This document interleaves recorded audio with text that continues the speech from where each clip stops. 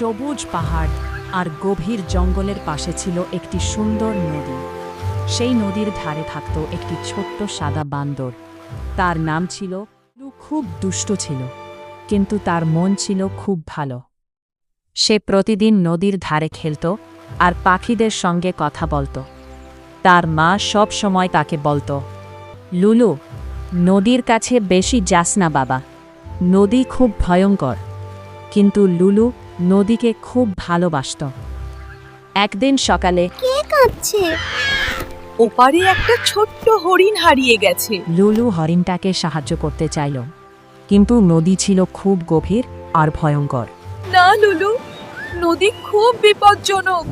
কিন্তু মা, ও তো একা। হঠাৎ আকাশ কালো হয়ে গেল, বৃষ্টি আর ঝড় শুরু হলো। নদীর পানি বাড়তে লাগল। লুলু বলল, ও মা, হরিণটা বিপদে পড়বে। লুলু মা একটা ভাঙা গাছ ছিল নদীর পাশে। সে ভাবল গাছটা দিয়ে নদী পার হওয়া যাবে। লুলু মা বলল, আমাকে ওকে বাঁচাতেই হবে। হরিণ বলল, ভাইয়া সাবধানে। হরিণটা খুব ভয় পেয়ে গিয়েছিল। সে তার মাকে খুঁজছিল। আমি আমার মাকে চাই। ভয় পেও না, আমি আছি। ঝড় থেমে গেল, আকাশে রংধনু উঠল। হরিণটা অনেক খুশি হলো, আর লুলু বুঝল সাহস মানে শুধু শক্তি নয়, অন্যকে সাহায্য করা উচিত। হরিণ বলল, ধন্যবাদ ভাইয়া।